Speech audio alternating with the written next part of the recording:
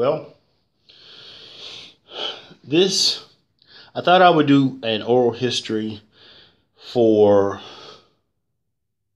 the Charlestown heritage because there's a couple of things in all of the wonderful historical things that happened around the Charlestown, Jefferson County area that I was very blessed to be a part of. And I want to make sure that it's part of the record. And why that's important? It's important because not just about revisionist history, but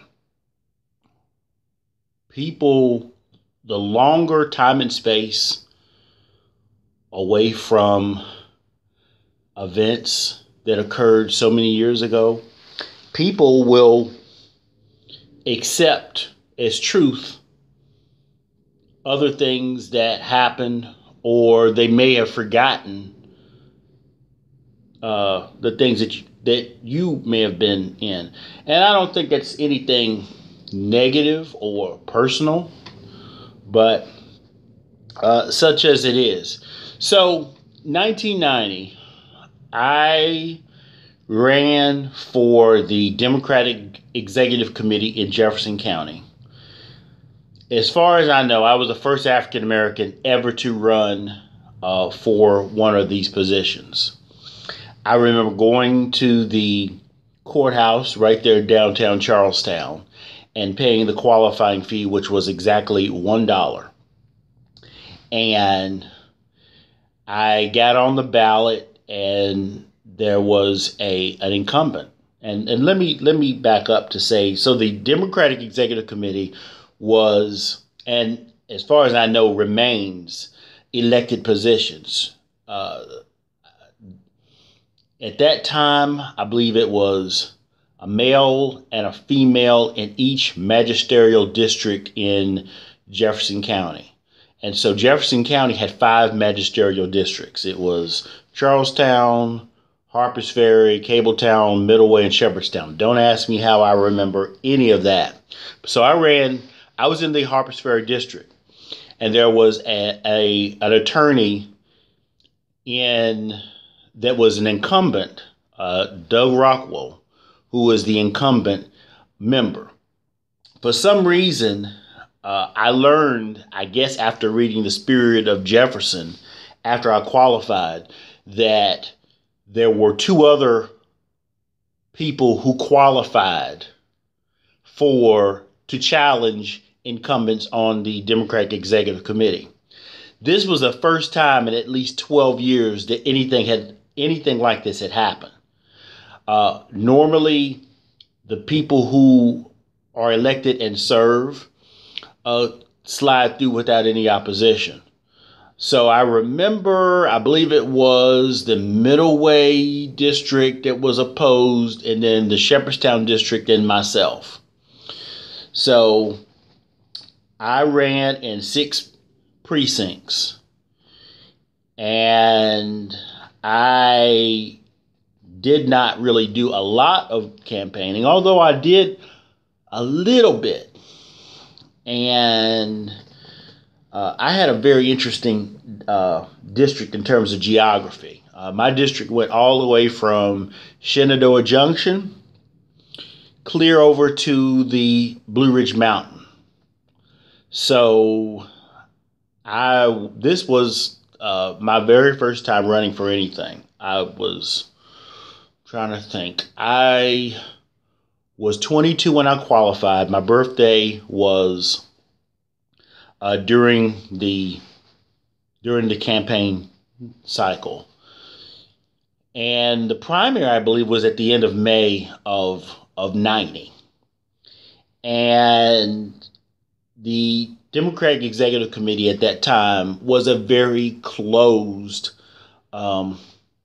organization.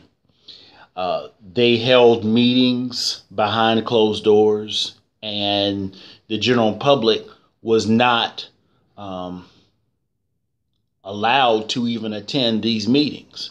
And so I remember asking longtime party members or longtime county residents, why was this in place? And they told me that as long as that chair had been in place, that's the way it always had been. So, why did I run? I felt that would be the perfect stepping stone of being active and being involved. And I knew that the Democratic Executive Committee needed new, fresh blood and fresh ideas. Now, for an incumbent who was on the executive committee, it's probably easy to assume that myself and the two other people that were challenging incumbents had some plan to take over the committee. But that certainly was not the case. I didn't learn about the other two until after qualified, like I said before, when I read it in the Spirit. But I think that what was obvious at that time was that the county party needed some new ideas. And so I ran in 6 precincts, and one of the advantages that I had was my last name happened to be the last name of a longtime constable in Jefferson County. And even though I wasn't from Jefferson County, I just happened to move to a town or a community where there are a lot of people who have I have their surname. So that was definitely an advantage. The other advantage that I had was when you went to vote, they would have the town that we lived on the ballot. So I was listed as Kip Carr, Harpers Ferry. This was the Harpers Ferry district. Doug Rockwell, even though he was the incumbent, was listed as Charlestown. So that was definitely another advantage, because if you went in to vote and you looked at my name and you looked at the other candidate's name, and we were both running for Harpers Ferry district, then you probably would be asking yourself, well, why is this person in Charlestown running in this district? So I think that I had an advantage there. I didn't think that at the time at all. So this was a very, very low-key campaign. There were no ads in the Spirit or the Herald Mail or the Martinsburg Journal. There were no radio ads on any of the radio stations at that time. But what I remember doing was just writing a lot of letters to the Spirit of Jefferson, not really pitching my campaign, but just talking about issues in the county, to just kind of get my name out there. I don't know why I decided to sign at Kip Carr, and I think in the back of my head, I was thinking that as long as it looked like an older person, that it might have an advantage. So I could have easily used Kip. I never really thought about it, but I remember when I actually qualified and they asked me how did I want my name to appear, I did clearly say Kip Carr. So the election, I think, let's see, I had 194 votes, and the incumbent had about 250, something like that. So I came within 50 votes of knocking off an incumbent. This was my first time at bat. And if I told you I spent $10, I think I'd be stretching it. I remember making some copies and handing out flyers, I think at 7-Eleven and at Highs, around Jefferson Avenue in Charlestown, because the Jefferson Avenue was part of Harpers Ferry District at that time. I have no clue about today, but at that time it was part of the district. That's about as much as I remember actually actively campaigning. I don't think the incumbent did much campaigning at all.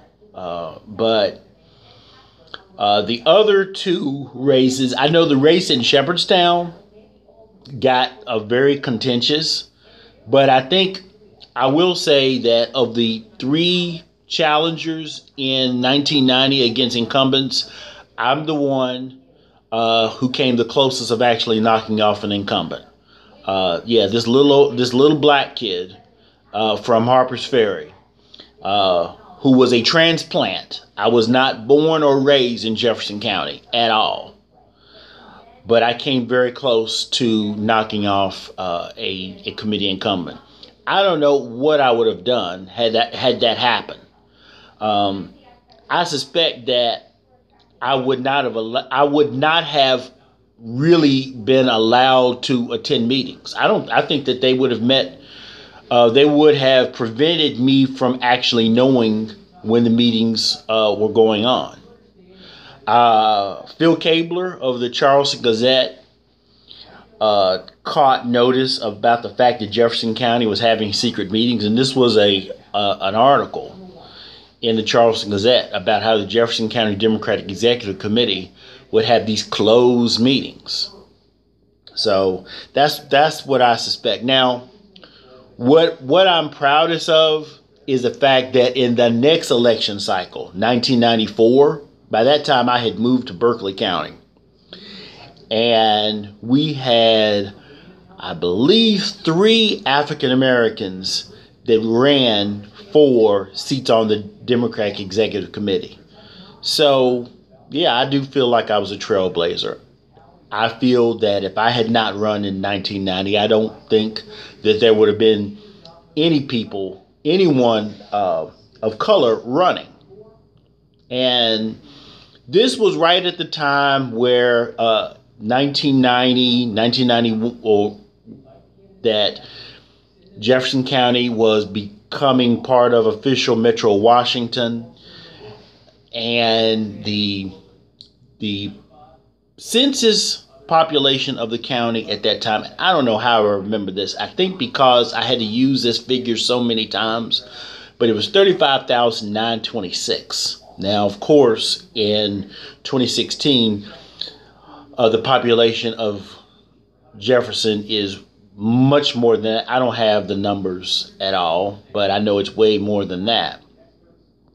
But I'm very proud of what I accomplished. And the other thing that was notable about 1990 was in West Virginia, and there may be other states that do this, but West Virginia has what's known as these delegate district executive committees, which only meets in the event that a candidate for delegate or senator, if there is a vacancy on the ballot, such as a withdrawal or a death. Now, here in where I am in Georgia, the committee makes that decision. The full state committee makes that determination. But in West Virginia, they're at that time, and I can certainly be corrected if this is no longer the case, there were delegate district executive committees that were in place for every delegate district and every senatorial district in West Virginia. And if there were no one that actually qualified for these positions, it was the same real method of qualifying for county executive committees. I think it was like $1.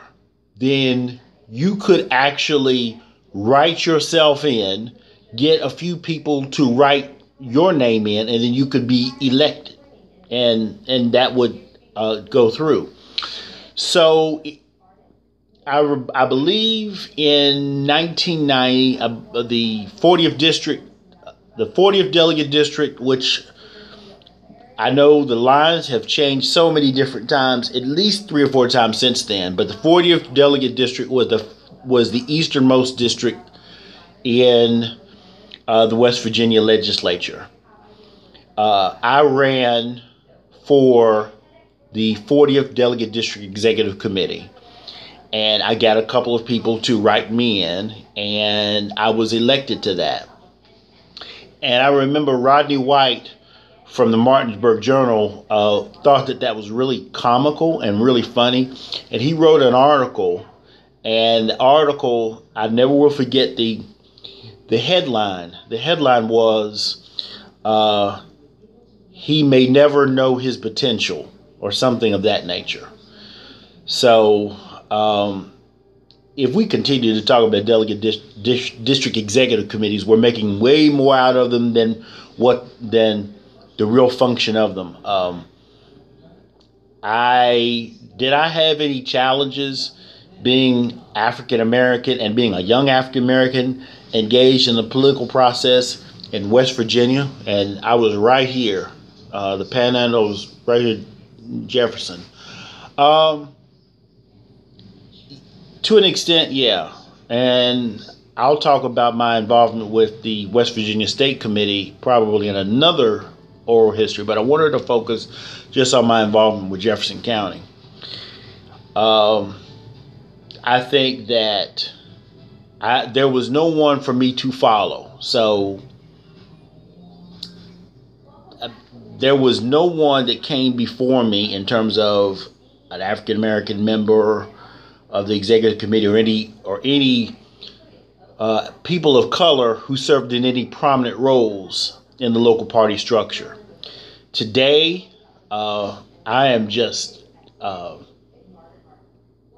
I find it really, really interesting, and I'm excited that you have had not one, but you've had more than a few African Americans not just run for political party committees, but you have African Americans that are now council members in the cities in Jefferson County, as well as running for the legislature. I believe there was an African American. I was in Charlestown briefly in 2012, and I remember hearing about an African American that was running at that time. I believe that there was an African American running this year, and I think that's fantastic. And I'm glad to see this type of change, because that's exactly what we had in mind when we were going through this back in the early 90s. And is that the concept of an open party means that everybody needs a seat at the table. And who is left after everybody? Nobody. And I'm just very excited that county, even though I've long been removed, I do watch from a distance in terms of some of the things that are occurring up there. And I will always feel very special because of the fact that that's where I ran for office the first time. And that's kind of where I cut my political teeth.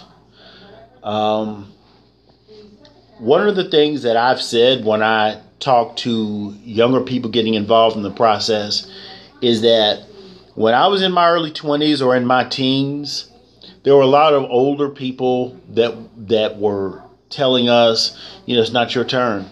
It's not your turn. We will pass the torch to you. But I've decided, and I have since determined, that you almost really have to just snatch that torch, because there are people who are just not willing. They're just not willing to cede any power at all. So, but my time there and being involved in party politics was rewarding. And it certainly led to my being the first African American Young Democrats president in my hometown in Kentucky. And if it was not for that involvement, I would not be the treasurer of the Democratic Party of Georgia right now. So my involvement and my activism that I have currently would definitely not be possible if it were not for amazing people And there honestly were a few. Um, but it was, I guess, just the grace of God and my sheer tenacity that I just refused to settle and do and find something else to do. I recognize that it was at that time there really wasn't many people of color, not around Charlestown, Ranson, Shepherdstown, Middleway, who were involved in the political process. I take a look at the people who I went to school with. There really wasn't a lot. I mean, even some of my really, really good friends. So I think that we have been very fortunate in terms of a lot of the things that we have been blessed to do. So I hope to come back and talk in depth about my involvement in Jefferson County.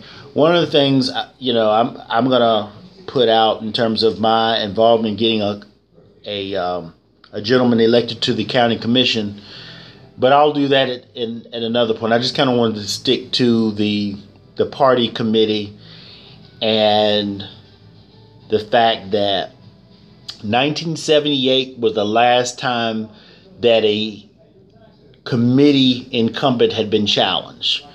So there was an election in 82, and I think there had to be an election in 86.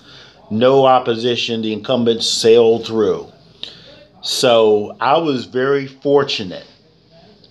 And I had no idea that we were really making history at that time. I had a feeling that I was the first African American, but to be the youngest person, black or white, to actually run for either party position, I don't know if there was a Republican or a person ran for Jefferson County Republican Executive Committee who was younger than I. It's possible by now.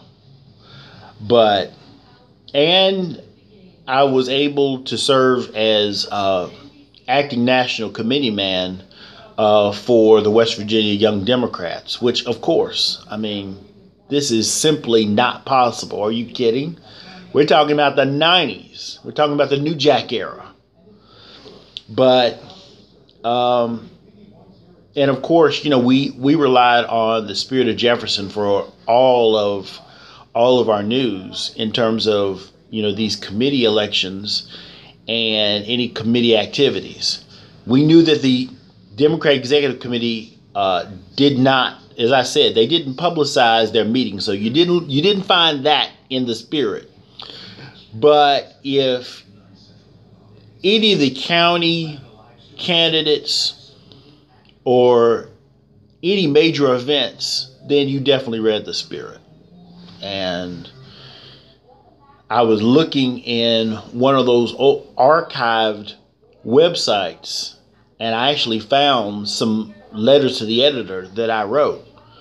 And I may have to come back and read those aloud. And I'm thinking, wow, that was pretty amazing. I don't know what I was thinking at that time. But if you had really asked me, or if you had asked me, would I still be involved all these years later? And if I could have a conversation with the 1990 Kip Carr, I think I would just say, keep the faith, keep moving.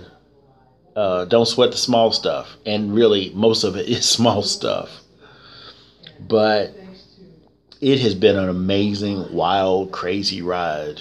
And I feel a tremendous feeling of having played a very small part of it. So that's kind of all I really wanted to say. I'm really interested in hearing comments.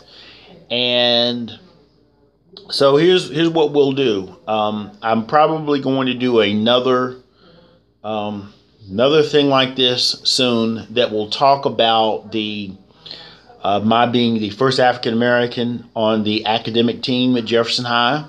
So 1986 was the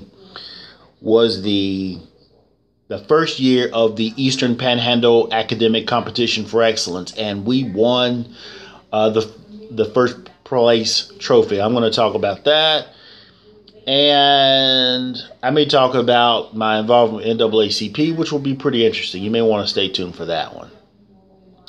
So I want to make sure that my civic involvement in the Panhandle is on the record.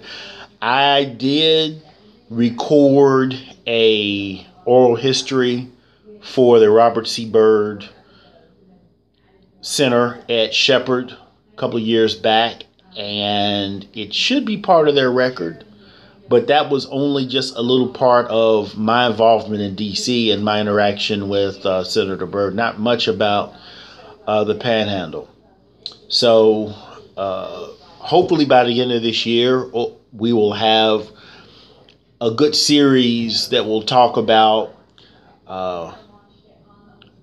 history of Jefferson County and of the Panhandle in the late 20th century as it relates to civil rights and politics. And of course, civil rights, you can't talk about civil rights without mentioning who I call the godfathers of the civil rights movement in Charlestown. And that's, of course, none other than Jim Talbot and George Rutherford. Amazing men, really, really amazing men. And I did a lot of research on county officials of Jefferson County. And before I left, I actually left that with the clerk's office. So it would be interesting to see where all of that good work is today, if it still exists. I know none of that stuff is on the internet, so put Google down, you will not find it. So that's pretty much all. That's pretty much all. I do remember, I guess it was February of '90 when I first qualified. It was a rainy day. I remember going down and paying, and I'm thinking, wow, I mean, what am I really getting into? But those positions were so below the ballot. I mean, it's not even like legislature or Congress or school board. Nobody was ringing off. It wasn't like, so I ran for legislature here 4 years ago in 2012. And from the moment I qualified, I got flooded with newspaper inquiries, organizations wishing to do candidate forums, and of course the ubiquitous surveys. I got none of that when I ran for Democratic Executive Committee. So nobody was thinking about that. I mean, these positions were so far off the radar. It was not funny. So hope you're having a great day, and we'll definitely talk soon.